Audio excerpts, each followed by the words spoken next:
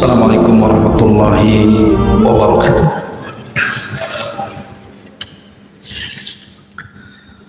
Alhamdulillah wassalatu wassalamu ala rasulillah wa ala alihi wa sahbihi wa mawalah wa la hawla wa la quwata illa billahi wa ba'du. Alhamdulillah, di malam hari ini kembali kita bisa duduk di Masjid Muhajirin. Salawat dan salam kita hadiahkan kepada Rasul kita Nabi besar Muhammad sallallahu alaihi wasallam. Melanjutkan kajian tafsir kita masih membahas surah Al-Baqarah ayat ke 62 dan seterusnya. A'udzubillahi minasyaitonir rajim. Bismillahirrahmanirrahim. Innal ladzina amanu wal ladzina hadu wan nasara was sabiina man amana billahi wal yaumil akhir wa amila salihan falahum ajruhum inda rabbihim wala khaufun alaihim wala hum yahzanun. Wa idh akhadna mitsaqakum wa rafa'na fawqakum at-tur khudhu ma atainakum biquwwatin wadhkuru ma fihi la'allakum tattaqun. Thumma tawallaytum min ba'di dhalika falawla fadlullahi 'alaikum wa rahmatuhu lakuntum minal khasirin. Sesungguhnya orang-orang yang beriman, orang-orang Yahudi, orang-orang Nasrani dan orang-orang Sabi'in, siapa saja di antara mereka yang beriman kepada Allah dan hari akhir dan melakukan kebajikan, mereka mendapat pahala dari Tuhannya. Tidak ada rasa takut pada mereka dan mereka tidak bersedih hati. Dan ingatlah ketika kami mengambil janji kepada kalian dan kami angkat bukit Saina di atas dirimu, seraya berfirman, pegang teguhlah apa yang telah kami berikan kepadamu dan ingatlah apa yang ada di dalamnya agar kamu bertakwa. Kemudian setelah itu kamu berpaling, maka sekiranya bukan karena karunia Allah dan rahmatnya, pastilah kamu termasuk orang-orang yang merugi. Baik. Di sini Allah Subhanahu wa taala masih berbicara tentang Bani Israel. Allah Subhanahu wa taala berfirman, innal ladzina amanu, sesungguhnya orang-orang yang beriman.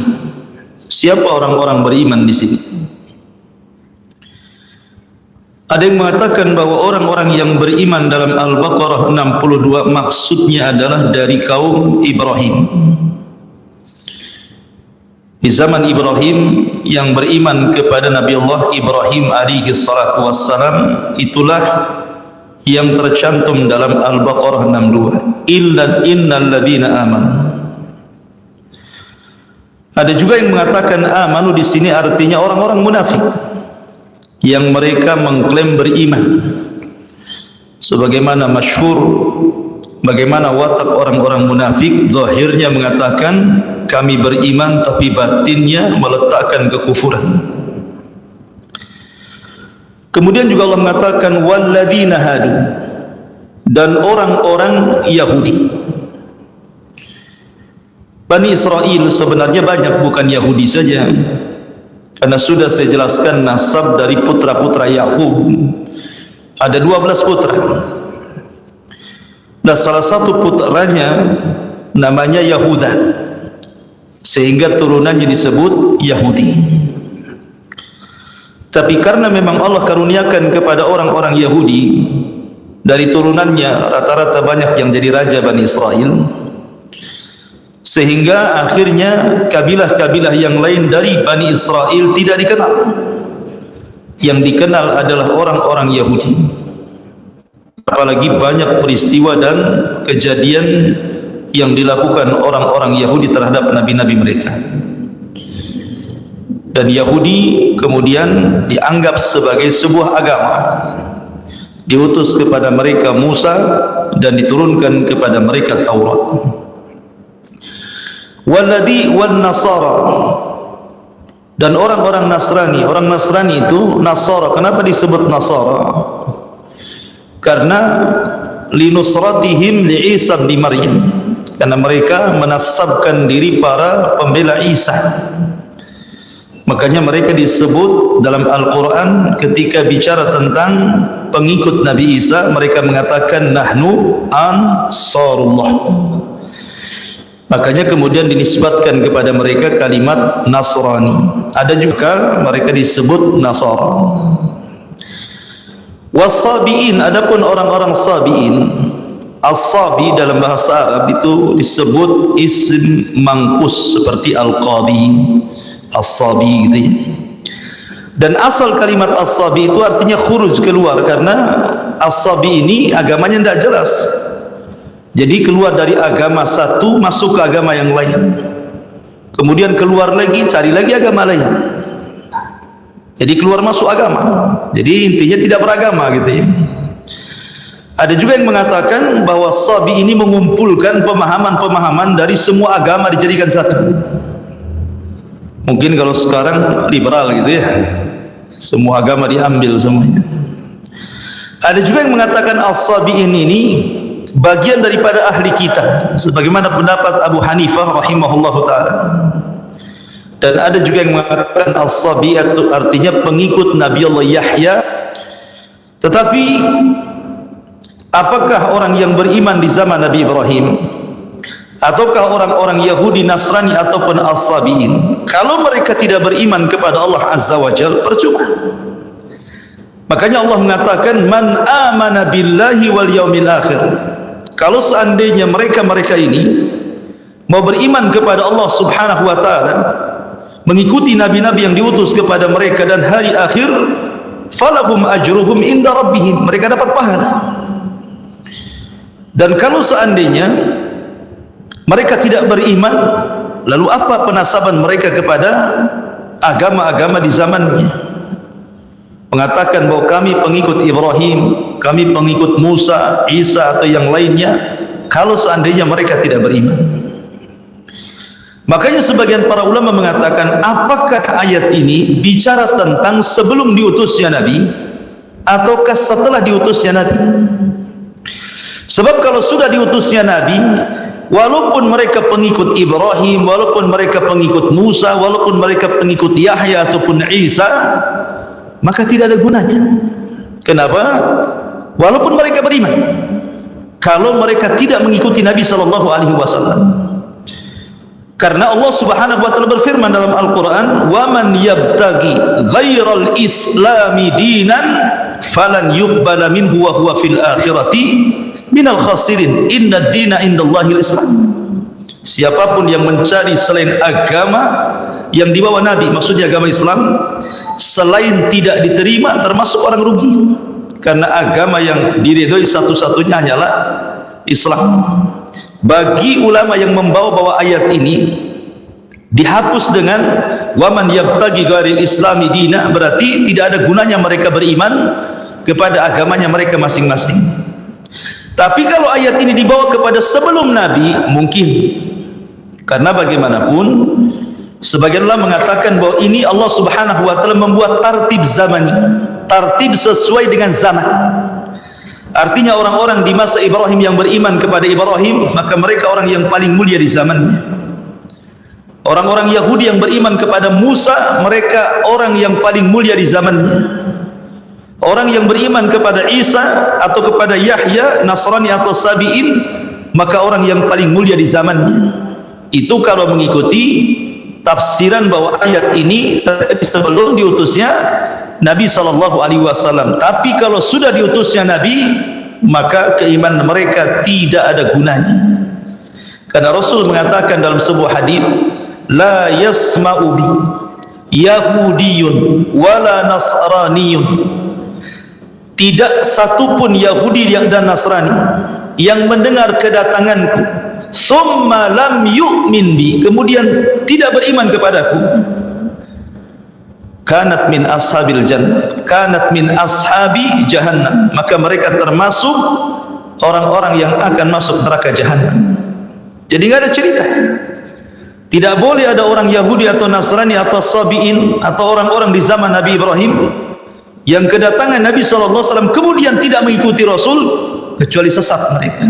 Makanya Rasul mengatakan, laukana Musa, dalam riwayat Isa hayyan, kalau seandainya Musa dan Isa hidup, summat taba'tu, kemudian kalian mengikuti dia, wa taraktumuni, dan meninggalkan aku, kata Rasulullah, la dhalaltum, kalian pasti sesat. Maka di sini ada dua penafsiran para ulama.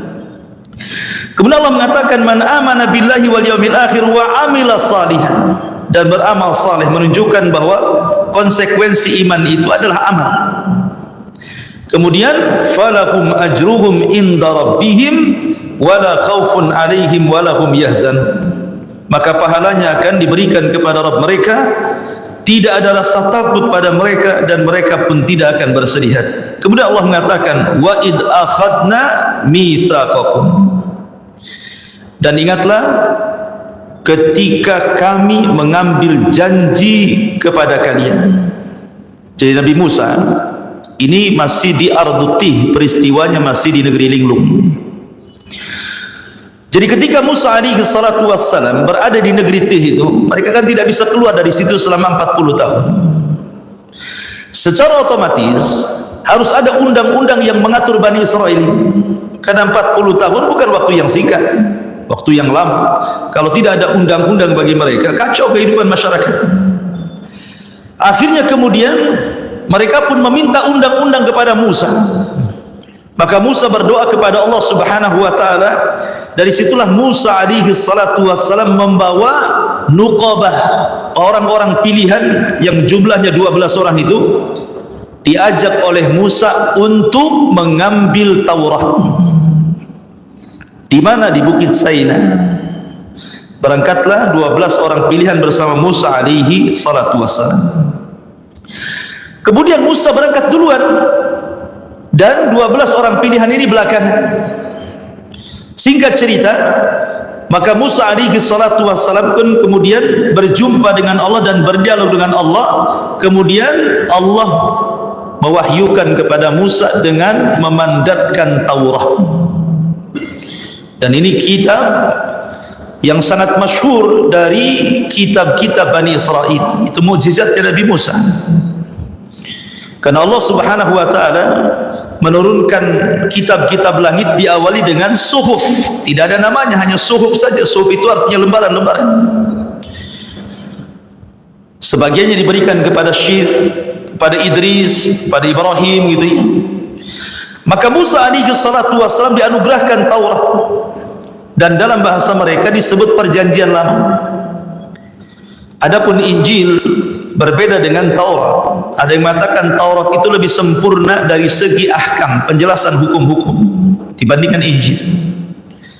Karena Injil sendiri ditulis bukan oleh Nabi Isa, tapi Isa mengajarkan kepada murid-muridnya sebelum diangkat ke langit.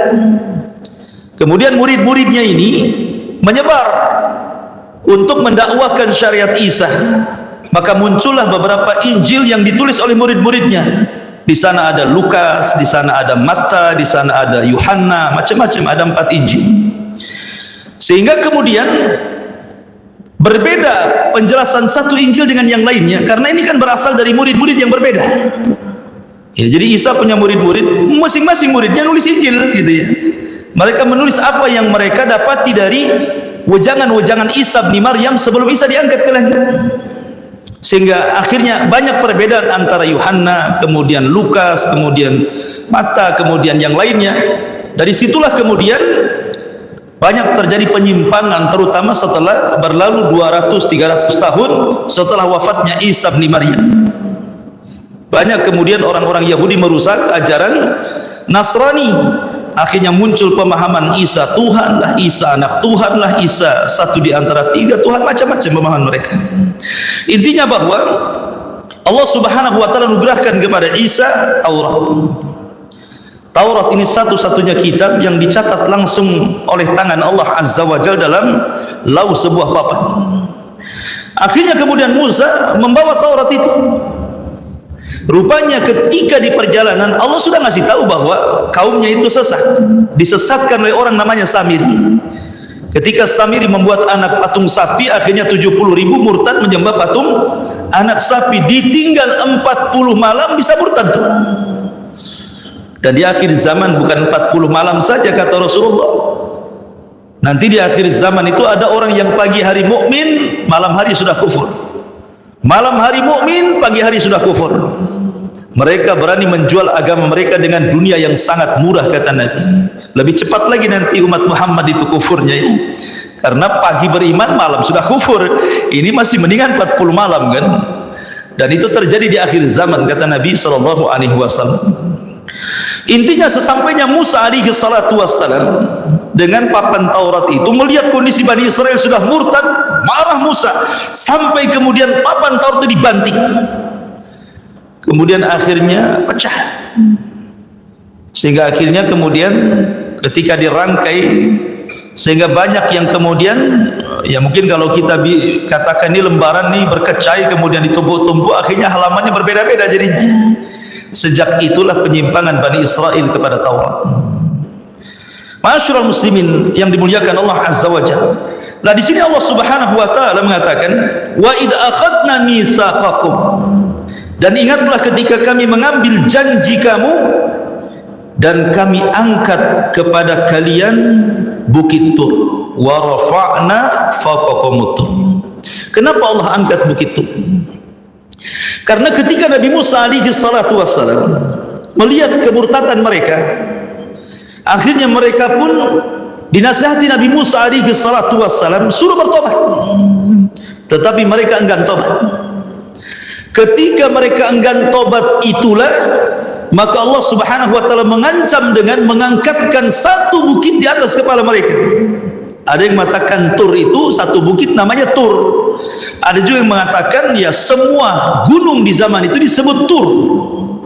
Ya gunung-gunung terdekat lah gitu ya.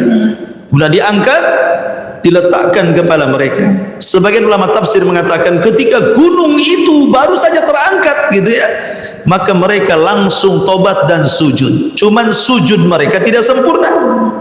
Jadi sambil sujud ngelirik ke langit gitu ya. Gini sujudnya. Sujudnya bukan kalau kita kan betul-betul sujud. Sujud mereka sambil begini gitu, tengok bukit di atas. Maka sampai sekarang orang Yahudi tidak benar sujudnya. Karena pendahulu mereka seperti itu sujudnya. Ya. Kenapa mereka sujud langsung tobat gitu sambil melirik ke atas gitu ya? Karena mereka tahu bahwa azab Allah Subhanahu wa taala ada di atas kepala mereka. Dari sini Musa alaihi salatu wassalam memaksa mereka dengan bahasa kita ini, mau ikut Taurat, mau ikut undang-undang Taurat, ataukah bukit yang di atas kepala kalian dilemparkan kepada kepala-kepala kalian. Makanya Allah mengatakan khudhu ma atainakum. Khudhu ma atainakum, ambillah ma atainakum biquwah, apa yang telah kami datangkan kepada kalian biquwatin, dengan sungguh-sungguh. Kalau mau tobat, tobat sungguh-sungguh. Jangan kemudian tobat asal-asalan gitu ya. Kemudian wadhkuru ma fihi la'allakum tattaqun. Di sini Allah Subhanahu wa taala mengatakan khudhu ma atainakum biquwah. Ketika Nabi Musa memaksa mereka mau tobat atau tidak. Kalau tidak tobat, kalian akan mati dengan dibantingnya bukit Tur di atas kepala kalian. Tapi kalian kalau mau tobat, maka gunung ini tidak akan dibanting kepada kepala kalian, tetapi tobatnya dijelaskan dari ayat sebelumnya, di mana Allah Subhanahu wa taala mengatakan faqtulu anfusakum dzalikum khairul lakum inda bari'ikum fataba 'alaikum innallaha huwat tawwabur rahim. Maka kalian harus saling bunuh di antara kalian. Saling membunuh di antara kalian itulah tobat kalian. Dan tentu mati di atas tobat jauh lebih baik dibandingkan mati di atas kesyirikan. Karena mereka menyembah ijad, menyembah patung anak sapi. Maka mereka bertobat semuanya, kemudian saling bunuh di antara mereka. Sehingga Allah Subhanahu wa taala katakan wadhkuru, dan ingatlah. ma fihi, apa yang ada di dalamnya, la'allakum tattaqun, agar kalian bertakwa. Di sini Allah ingatkan orang-orang Yahudi Bani Israel yang ada di kota Madinah di zamannya. Lihat bapak kalian seperti itu, nenek moyang kalian seperti itu. Thumma tawallaitum min ba'di dzalik falaula fadlullahi 'alaikum wa rahmatuhu lakuntum minal khasirin. Tetapi apa yang terjadi dengan Bani Israel? Bani Israel itu memang betul-betul ya, sudah jelas-jelas kawannya bertobat, kemudian saling membunuh gitu. Ini yang hidup, yang sisa yang hidup itu yang menyaksikan bagaimana mereka saling membunuh sehingga 70.000 mati bergelimpangan. Apa yang terjadi? Tsumma tawallaitum, kemudian kamu berpaling lagi ya. Mim ba'di dzalika, setelah peristiwa itu, laula fadlullahi 'alaikum wa rahmatuhu lakuntum minal khasirin. Kalaulah bukan karunia Allah kepada kalian, rahmatnya kepada kalian, tentu kalian termasuk orang-orang yang rugi. Jadi rahmat Allah luar biasa diberikan kepada Bani Israel. Mereka sudah bermaksiat, bertobat Allah ampuni, maksiat lagi, bertobat Allah ampuni. Dan begitulah Allah Subhanahu wa taala, wasi'at rahmatuhu kulla syai'. Jadi rahmatnya itu meliputi segala sesuatu. Makanya kita tahu, kalau kita cerita tukang sihir di zaman Musa, tukang sihir di zaman Musa itu tidak pernah satu kali pun beriman kepada Allah, beramal pun tidak. Mereka sehari-hari hanya belajar sihir dan sihir kesyirikan. Ketika kemudian berduel dengan Musa alaihi salatu wassalam, kemudian akhirnya mereka tidak sanggup melawan Musa, akhirnya bertobat, kemudian sujud 1 kali selama hidup mereka. Kemudian setelah itu Fir'aun marah dan mengatakan, amantum qabla an adzana lakum, kalian berani beriman sebelum aku izin, akan kubunuh kalian. Akhirnya Fir'aun membunuh tukang-tukang sihir itu. Tukang sihir ini selama hidupnya tidak beriman, tidak beramal, tapi dia di akhir hidupnya tobat, kemudian setelah itu dibunuh Fir'aun. Apa kata Abdullah bin Abbas radhiyallahu anhu? Lihat tukang-tukang sihir itu, di pagi hari saharatun fajarah, di sore hari syuhadaun bararah. Di pagi hari menjadi tukang sihir yang jahat, di sore hari sudah menjadi syuhada yang baik. Dan Allah masukkan mereka ke dalam surga. Kenapa Allah mereka masukkan? Itu menunjukkan rahmat karunia Allah Azza wa Jalla. Dari sini ada pelajaran, la taqnatu min rahmatillah. Jangan putus asa dari rahmat Allah Subhanahu wa taala. Seperti dulu juga ada kisah satu orang membunuh 99 jiwa. Akhirnya ingin tobat. Salah orang minta fatwa. Datang kepada seorang ahli ibadah yang enggak punya ilmu. Dia mengatakan, Tuhan, saya ingin bertobat, adakah tobat bagiku? Kata rahib pendeta ini mengatakan, tidak ada, dosamu sudah membumbung ke langit, katanya. Marahlah dia, ditusuknya si rahib itu, genaplah 100 jiwa. Akhirnya dia tidak putus asa mencari orang-orang yang bisa mengantarkan dia kepada tobatnya. Berjumpalah dengan seorang alim, betul-betul alim. Kata orang alim ini, kau bisa bertobat dan diterima tobatmu asal kau cari lingkungan yang baik. Di sana ada desa semua orang baik, orang soleh, orang taat. Kau gabunglah bersama mereka. Berjalanlah orang ini ke desa yang dituju orang alim. Di tengah jalan belum sampai dah mati. Ketika mati datang 2 malaikat, satu malaikat azab, satu malaikat rahmat. Kata malaikat azab, ruhnya pantas masuk neraka. Sudah 100 nyawa dia bunuh. Kata malaikat rahmat, tidak, ruhnya harus masuk surga. Kenapa? Karena sudah keinginan bertobat. Akhirnya tarik-tarikan dia. Maka Allah utus malaikat qadi pemutus. Kata malaikat pemutus ini, sudah gini saja, ukur saja bumi itu dari arah dia mati ke arah tempat yang dituju, atau dari arah mati ke tempat dia bertanya kepada orang alim. Kalau dia dekat kepada tujuan, masukkan ke surga. Tapi kalau masih jauh dan dekat kepada orang yang ditanya, masukkan ke neraka. Subhanallah. Hakikatnya bumi itu sebenarnya dia lebih jauh kepada desa yang dituju dan lebih dekat kepada orang yang bertanya. Tapi karena rahmat Allah Subhanahu wa taala luas, Allah lipat bumi itu sehingga kemudian desa yang dituju jauh lebih dekat dibandingkan orang alim yang ditanya. Akhirnya kemudian yang berhak mendapatkan terus siapa? Malaikat rahmat. Begitulah rahmat Allah Subhanahu wa taala. Dulu di zaman Bani Israel ada dua orang bersaudara. Dua-duanya ini bersaudara, tapi yang satu orang ahli ibadah, yang satunya pula ahli maksiat. Kan begitu ya dalam keluarga itu. Kadang-kadang kita sudah ngaji, keluarga mungkin satunya masih maksiat gitu ya. Dalam keluarga kan tidak semuanya baik, ya tidak semuanya jahat. Pasti di antara lingkungan itu pasti ada yang baik, ada yang jahat. Jadi zaman Bani Israel ada dua orang, satu alim, abid, satu jahat. Yang abid ahli ibadah ini memang baik, setiap hari nasihati saudaranya, tub ilallah, bertobatlah kau kepada Allah, si maksiat aja kau ini. Nggak mau didengar juga. Kemudian besoknya dinasihati, tidak bosan lah orang ini terus menasihati. Sampai di sini bagus, karena memang kewajiban kita menasihati orang jahat. Tapi masalahnya dia tidak bisa mengontrol emosi. Ketika saudaranya ini bermaksiat, yang menurut pandangan dia maksiatnya tidak bisa ditolerir. Ini sudah parah ini maksiatnya.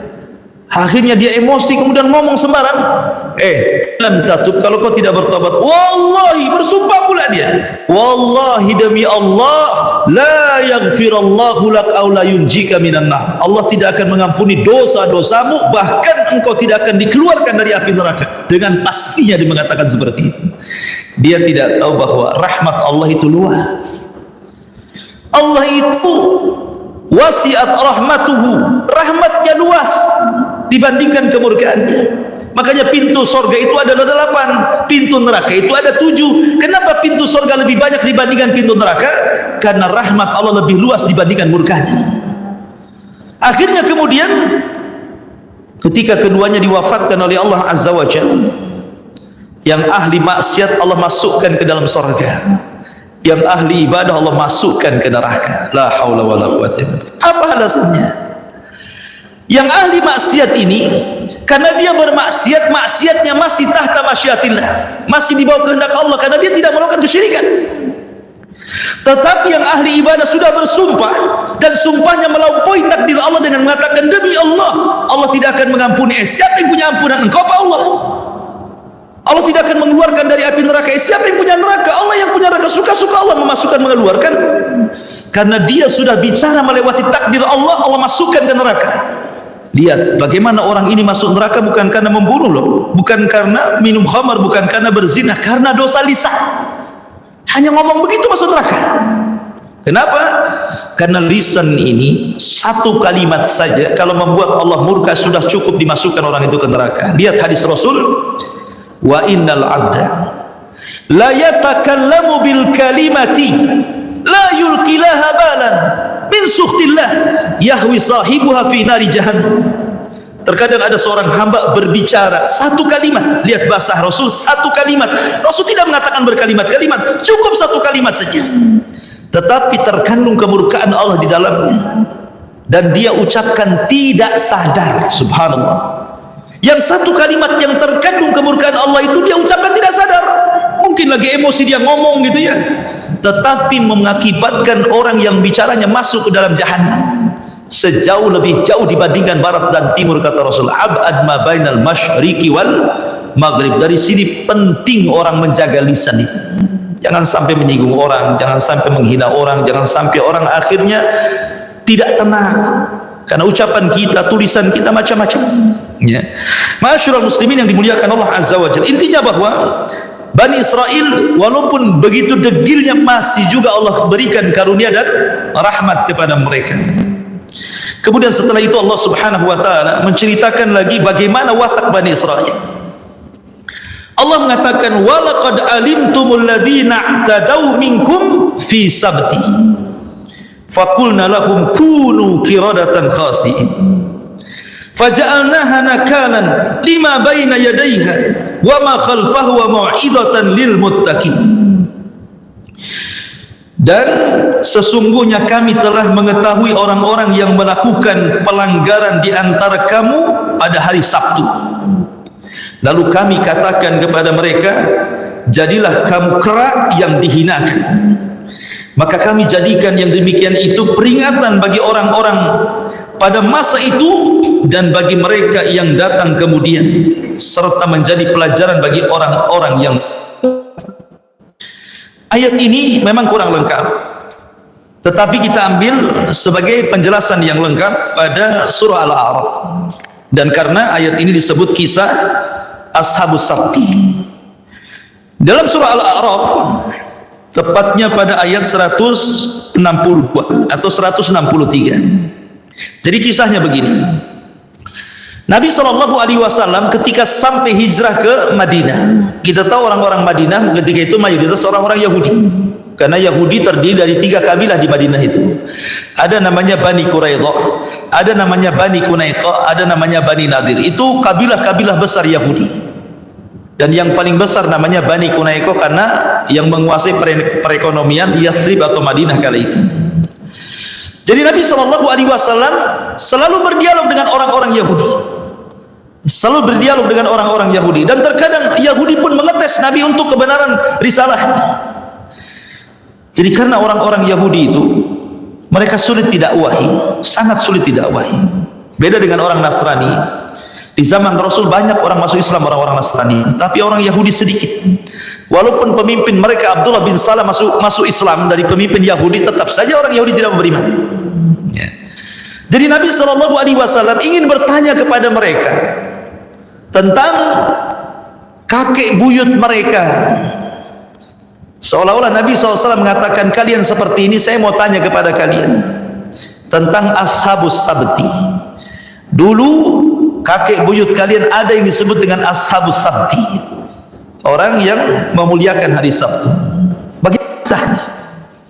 Makanya Allah Subhanahu wa taala mengatakan dalam surah Al-A'raf ayat 123, Allah mengatakan was'alhum 'anil qaryati allati kanat hadiratal bahri. Tanyakan wahai Muhammad kepada mereka orang-orang Yahudi Madinah itu tentang sebuah negeri yang terletak di dekat lautan. Ada yang mengatakan negeri ini namanya Ailah, ada yang mengatakan negeri ini Madian. Tapi yang jelas bahwa nama tidak penting. Kalau memang penting tentu disebutkan dalam Al-Quran, karena Quran itu mengambil ibrah dan pelajaran. Cuman ahli tafsir ada yang mengatakan tempat yang dimaksud itu adalah Ailah, dan ada yang mengatakan Madian atau perkampungan nelayan memang hidup di tepian lautan. Orang-orang Yahudi semuanya di situ. Kemudian Allah mengatakan id ya'duna fi sabti id ta'tihim khitanuhum yawma sabtihim surra'an wa yawma la yasbituna la ta'tihim. Apa yang terjadi ketika mereka melanggar aturan pada hari Sabtu? Begini ya, Allah Subhanahu wa taala sebenarnya sudah menawarkan kepada Yahudi atau Nasrani satu hari yang disebut dengan hari sakral, di mana mereka satu hari itu diperuntukkan untuk beribadah, tidak boleh untuk dunia.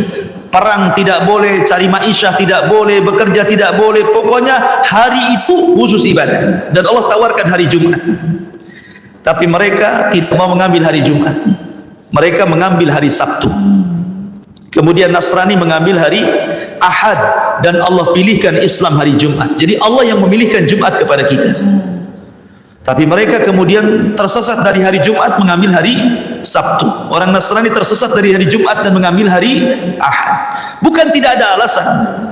Orang-orang Yahudi mengambil hari Sabtu itu karena kita tahu alam semesta ini diciptakan oleh Allah Subhanahu wa taala fi sittati ayyamin, pada tempo 6 hari. Di mana Allah Subhanahu wa taala menciptakan bumi dimulai dari hari Ahad, kemudian Senin bumi selesai, kemudian Allah naik ke langit, kemudian Allah menciptakan langit hari Selasa dan hari Rabu, kemudian selesai langit, maka hari Kamis dan Jumat Allah turun lagi ke bumi, kemudian Allah Subhanahu wa taala ciptakan fasilitas bumi, Allah ciptakan gunungnya, sungainya, hutannya, binatangnya, macam-macamnya di situ. Maka genaplah berapa? 6 hari fi sittati ayyam. Sehingga Allah Subhanahu wa taala kelelahan, kemudian beristirahatlah di hari Sabtu. Jadi orang-orang Yahudi kemudian mengambil hari Sabtu, hari rehat mereka, karena itu hari rehatnya Allah Subhanahu wa taala setelah lelah menciptakan langit dan bumi, katanya begitu. Maka Allah bantah dalam Al-Quran, wa ma massana min lughub. Kami tidak tersentuh dengan kelemahan, keletihan, kata Allah. Enak saja Allah lelah. Kalau Allah lelah masalah. Ya. Kenapa masalah? Nabi Musa kan tanya, ya Rabb, kenapa kau tidak tidur, katanya. Jadi Nabi Musa mengatakan kepada Allah, kenapa kau tidak tidur, katanya. Akhirnya Allah mengatakan gini, Musa, kau berdiri depan, kau pegang 2 mangkok dengan kedua tangan, isi air. Akhirnya Musa begini terus, akhirnya ngantuk. Pas ngantuk-ngantuk tertidur sesaat, akhirnya mangkoknya jatuh, perang, kemudian pecah semuanya. Kata Allah, ya Musa, kalau seandainya aku ngantuk, seperti itulah alam semesta. Hancur semuanya gitu. Artinya bahwa tidak semua sifat yang kurang bagi Allah, tidak semua sifat yang sempurna bagi manusia sempurna bagi Allah. Mungkin bagi manusia tidur sempurna, kalau orang tidak tidur masalah itu. Tetapi tidak semua yang sempurna bagi makhluk kalau diterapkan kepada Allah jadi sempurna, tidak. Justru ketika Allah tidak ngantuk, tidak tidur, itulah sifat sempurna bagi Allah. Ma'asyiral muslimin yang dimuliakan Allah Subhanahu wa taala. Kembali, jadi Allah Subhanahu wa taala memilihkan hari Jumat, tapi orang Yahudi tidak mau, milihlah hari Sabtu. Dan Nasrani pun malah mengambil hari Ahad. Allah pilihkan Jumat kepada kaum muslim.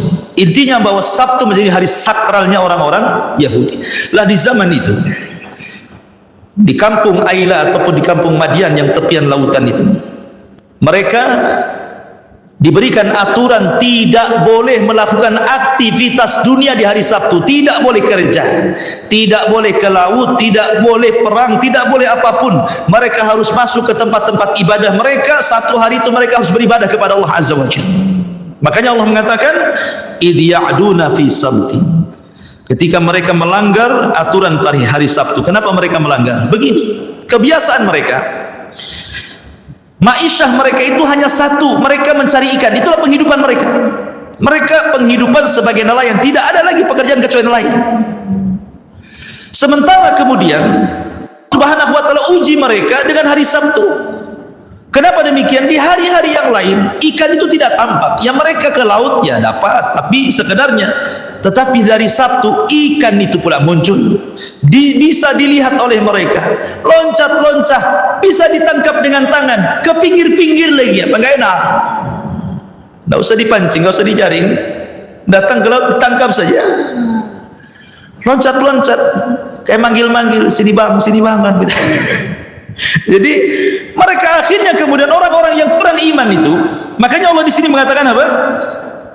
Idh ta'tihim khitanuhum yawma sabtihim surra'an, katanya. Allah mengatakan apa? Ketika datang kepada mereka ikan-ikan yang berada di sekitar mereka pada hari Sabtu, surra'an, terapung-apung di permukaan air. Saking banyaknya di lautan itu, semua terapung ikannya, loncat-loncat, nampak gitu, bisa ditangkap dengan tangan. Tapi anehnya, wa yauma la yasbituna la ta'tim, tapi di hari selain Sabtu tak pula ikan itu muncul. Ikan itu tidak tahu kemana, tapi kalau datang hari Sabtu kok ada pula ikan itu. Ini Allah Subhanahu wa ta'ala sedang menguji Bani Israel. Allah uji itu, kuat nggak imannya. Akhirnya kemudian ada sebagian orang-orang fasik dari kampung tersebut membuat khilah, ingin membuat makar. Wa yamkuruna wa yamkurullah wallahu khairul makir. Mereka hendak menipu Allah, menipu orang-orang yang beriman. Yukhadi'unallaha walladzina amanu. Akhirnya mereka ketika sudah masuk hari Sabtu, belum masuk hari Sabtu, ketika kan hari dalam Islam itu ketika terbenam matahari. Pemanya ini Jumat, besok mau Sabtu, berarti ketika Jumat sore terbenam matahari, berarti masuklah hari Sabtu kan itu. Jadi mereka pandai, mereka jaring di sore hari Jumat, dipasanglah jaring-jaring mereka itu. Jadi mereka dikeruk, dibuat jalan, ya dibuat jalan supaya ikannya nanti kalau ada masuk ke perangkap mereka gitu.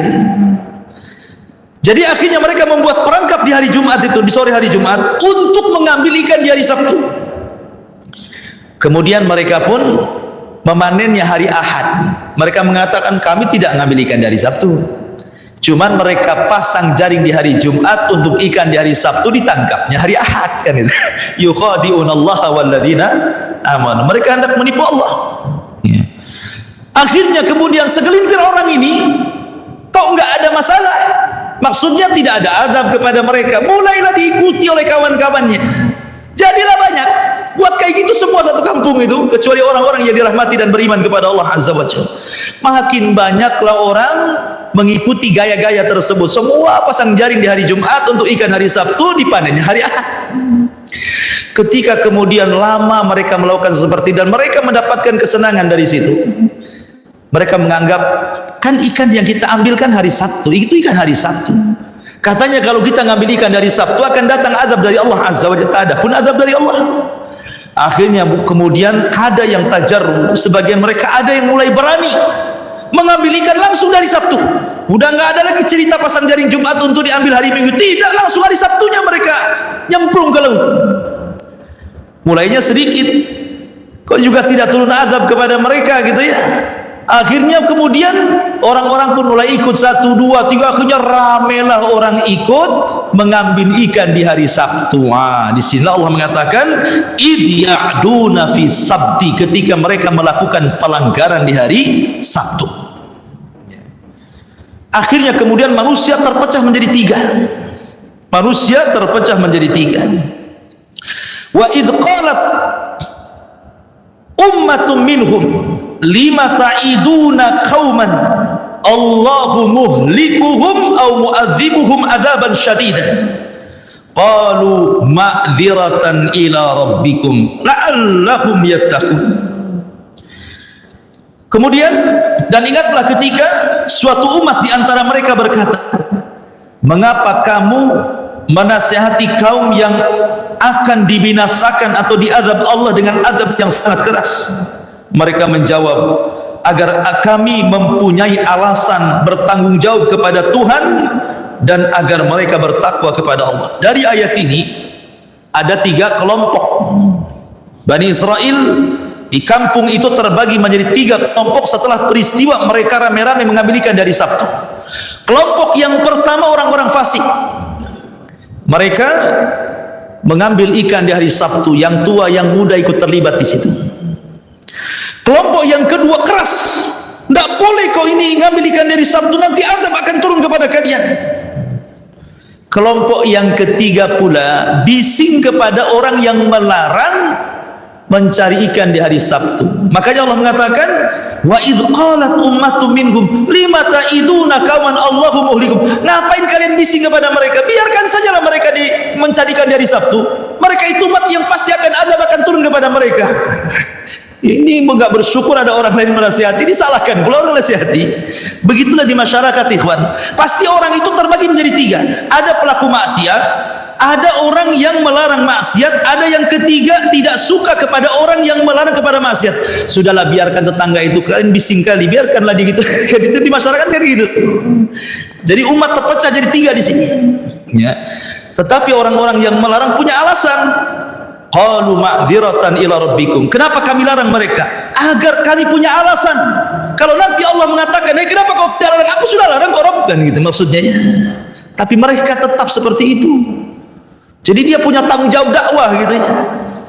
Falamma nasu ma dzukiru bi anjayna alladhina yanhauna anis-su wa akhadna alladhina zalamu bi adzabin ba'isin bima kanu yafsukun. Falamma atau amma nuhu anhu qulna lahum kunu qiradatan khasi'in. Maka setelah mereka melupakan apa yang diperingatkan kepada mereka, mereka cuek. Orang-orang itu nggak didengar lagi tuh. Orang-orang yang menasihati mereka nggak didengar sudah. Apalagi sudah ada pembelaan kan dari orang-orang yang melarang orang yang melarang. Maka setelah mereka melupakan apa yang diperingatkan kepada mereka, kami selamatkan orang-orang yang melarang orang-orang berbuat jahat, dan kami timpakan kepada orang-orang yang zalim siksa yang keras disebabkan mereka selalu berbuat fasik. Maka setelah mereka bersikap sombong terhadap segala apa yang dilarang, kami katakan kepada mereka, jadilah kamu kera yang dihinakan. Jadi begini kisahnya. Kita kembali kepada surah Al-Baqarah.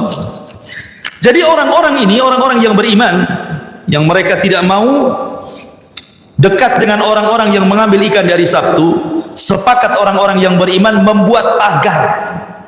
Nampaknya kalian dengan kami tidak bisa. Kalau kami masih satu kampung sama kalian, kemudian Allah azab kalian, maka azab bukan hanya menimpa kalian, kami juga kena. Kalian sudah kami nasihati, kalian tidak mau. Kalau begitu kita pisah saja. Akhirnya kemudian orang-orang yang beriman keluar dari kampung itu, kemudian membuat dinding tinggi-tinggi untuk memisahkan kampung mereka dengan kampung orang-orang yang melanggar di hari Sabtu. Dibuatlah dinding tinggi sehingga terpisahkan. Jadi orang-orang yang tidak mau melihat mereka keluar, sehingga di kampung itu hanya tinggal dua kelompok. Kelompok pertama yang mencari ikan di hari Sabtu, kelompok yang kedua yang melarang kepada orang yang melarang yang mencari ikan di hari Sabtu. Satu kampung dia. Dari situ ma'asyiral muslimin yang dimuliakan Allah Azza wa Jalla, apa yang terjadi? Biasanya di balik tembok itu apabila mereka dapat ikan, rame. Biasalah nelayan kalau pulang dari lautan dapat tangkapan itu kan senang mereka, jerit-jerit gitu ya, saking senangnya. Dan itu mereka biasa dengar hari-hari, terutama di hari Sabtu mereka ramai. Tapi suatu hari tidak pula ada suara. Senyap di hari Sabtu itu, tidak ada orang yang biasanya ramai kali, tak ada satu suara manusia pun. Sementara orang-orang yang beriman kan di balik dinding itu, kok biasa ramai mau ada ini? Penasaranlah orang-orang, coba lihat, tanjatlah tebing itu. Dan kemana mereka perginya? Kok tidak ramai-ramai? Akhirnya satu orang diutus untuk memanjat dinding, melihat. Pas dilihat ke kampungnya itu, tak ada satu orang pun. Tidak ada satu orang pun. Akhirnya kemudian dilapor kepada ulamanya, tidak ada orang di kampung itu, sepi, tak ada orang, yang kecil, yang besar, yang tua, yang muda, yang laki, yang perempuan, tidak ada semuanya. Kagetlah akhirnya. Dari situ mereka bersepakat untuk membuka dinding pemisah, pagar pemisah, benteng pemisah antara kampung mereka dengan kampung orang yang melanggar dari Sabtu. Ketika dibuka dindingnya itu, pintu dindingnya itu, tiba-tiba mereka melihat pemandangan yang mengejutkan. Tidak ada orang sama sekali, tetapi ada kera-kera yang sedang menempel di dinding-dinding mereka. Semua kera di sebagian dan babi. Jadi ada yang dikutuk jadi kera, ada yang dikutuk jadi babi. Makanya di sini Allah Subhanahu wa taala katakan sebagai penguat daripada surah Al-A'raf dalam surah Al-Baqarah, Allah Subhanahu wa taala mengatakan, tadi mana ayat berapa tadi? Ayat 6. Baik. Walaqad alimtumul ladzina tadaw minkum fi sabti faqulna lahum kunu qiradatan khasiin. Maka kami jadikan, dan sungguh kami telah mengetahui orang-orang yang melakukan pelanggaran di antara mereka di hari Sabtu. Maka kami katakan kepada mereka, jadilah kalian kera-kera yang dihinakan.